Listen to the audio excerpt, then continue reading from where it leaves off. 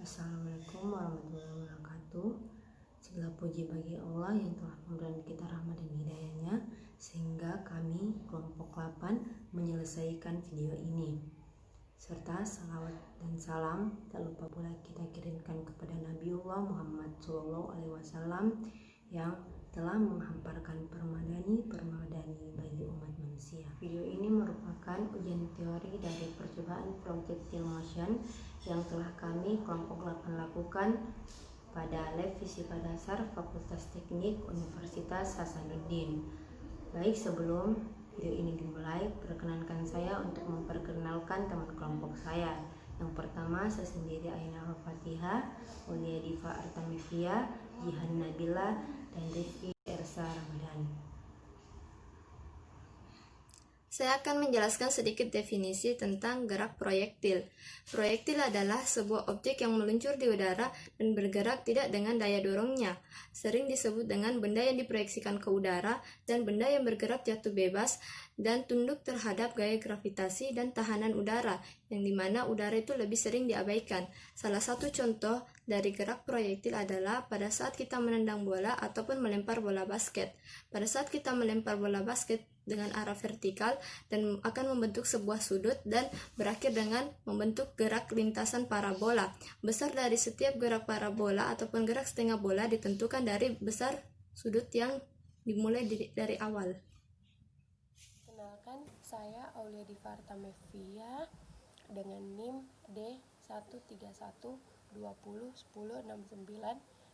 Saya akan melanjutkan materi dari teman saya sebelumnya. Kegiatan sudut proyeksi. Gunakan selang taman untuk menyirami rumput dan juga coba berbagai sudut proyeksi air. Hambatan udara pada air harus kecil jika Anda mencoba memproyeksikan air terlalu jauh. Lakukan eksperimen dan temukan pilar yang memaksimalkan jarak pelemparan air. Pertama, lihat apakah sudut optimal sekitar 45 derajat saat air jatuh kembali ke ketinggian dan saat keluar dari selang. Apa yang terjadi pada sudut optimal selama penyiraman jarak jauh dengan meningkatkannya ketinggian pelepasan? Saya akan membacakan penjelasan mengenai gambar di atas, yaitu yang pertama, gambar pelemparan bola di atas menunjukkan bahwa bola berada di garis A, sedangkan saat jatuh di garis B. Yang kedua, dari data yang diperoleh, selalu diperlakukan sudut kurang dari 45 derajat untuk jarak lemparan yang jauh. Padahal, tinggi badan seseorang atau tinggi H juga menentukan jarak R, yang artinya semakin tinggi seorang atlet, maka semakin besar jarak R jika sudut elevasi kurang dari 45 derajat. Yang ketiga, kecuali saat jatuh atau mendarat, bobot benda atau benda yang dilempar menentukan sudut elevasi. Perhatikan sudut elevasi lembaran lembing, pelempar cakram, pater tembak, dan juga pelompat jauh. Semakin besar objek yang dimanipulasi, maka semakin kecil sudut elevasinya. Atau pada lempar lembing 42 derajat, bidik pada 35 derajat, dan pada pelompat jauh mendekati 20 derajat. Sekian dari saya dan akan dilanjutkan oleh teman kelompok saya. Terima kasih. Selanjutnya adalah komponen-komponen yang ada pada gerak proyektil. Gerak proyektil mempunyai komponen, yaitu komponen vertikal dan horizontal. Komponen vertikal dipengaruhi oleh gaya gravitasi dan tahanan udara, sedangkan komponen horizontal dipengaruhi oleh kecepatan awal dan tahanan udara berhubungan dengan perpindahan jarak tempuh proyektil. Perubahan gerak vertikal pada proyektil bisa ditentukan dengan menggunakan 3 rumus dan variabel kinematik dari perpindahan, kecepatan, percepatan, dan waktu. Ketiga rumus tersebut adalah sebagai berikut.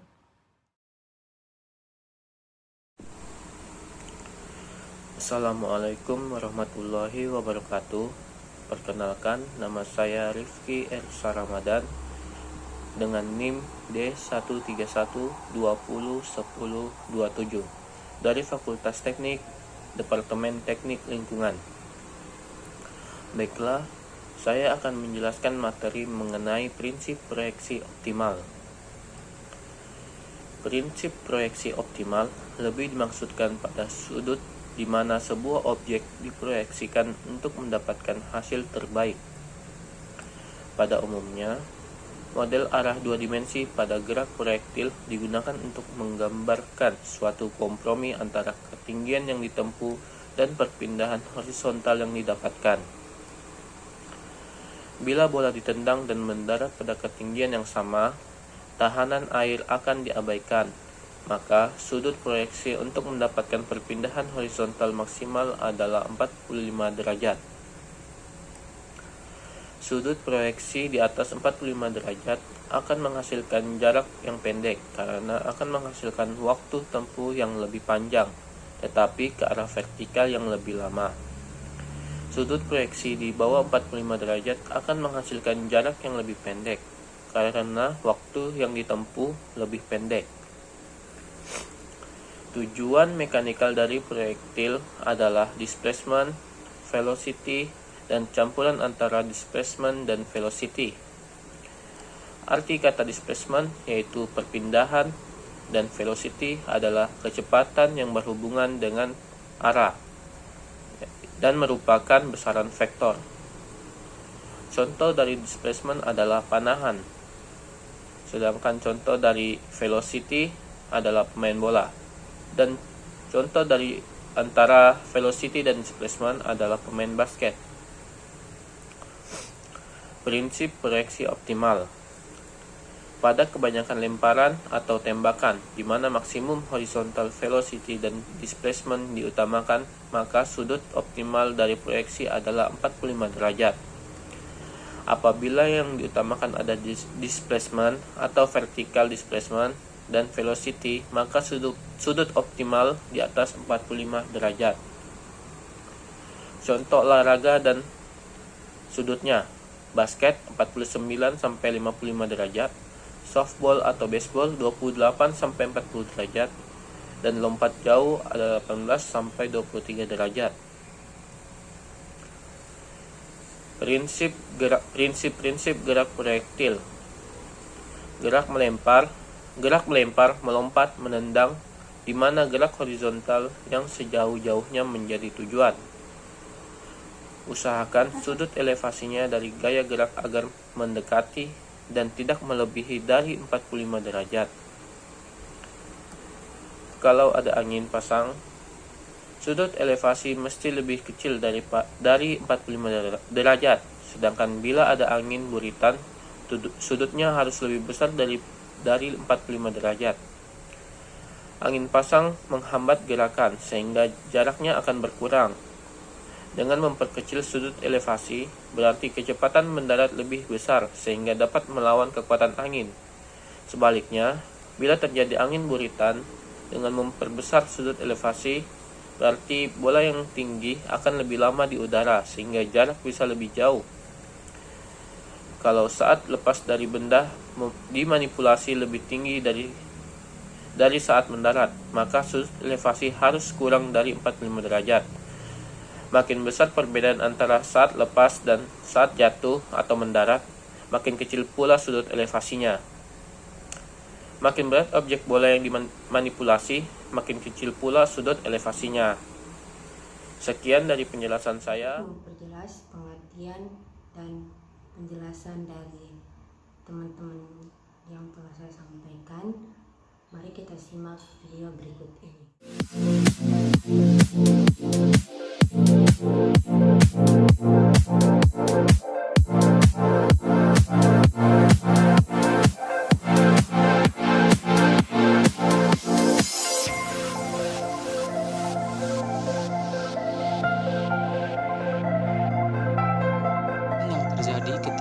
bola ditendang, bagaimana lintasan bola tersebut.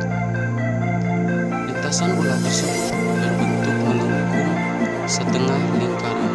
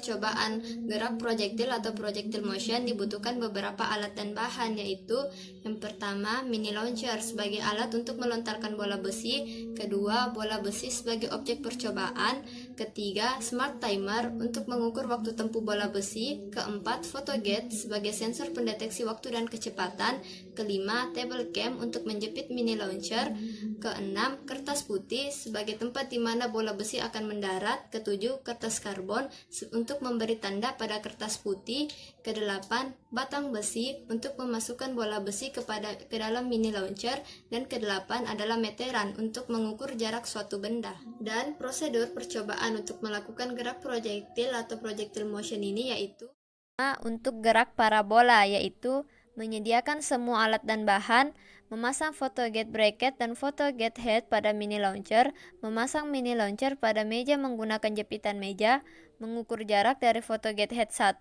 ke head 2, memasang dan mengaktifkan smart timer yang terhubung pada photogate head, memberi tanda pada meja sebagai jarak awal sebelum meluncurkan bola besi dari ujung mini launcher, menyiapkan kertas putih dan menaruh kertas karbon di atasnya tepat di sepanjang depan mini launcher, mengatur sudut pada mini launcher sesuai arahan asisten, memasukkan bola besi ke dalam mini launcher dengan menggunakan batang besi.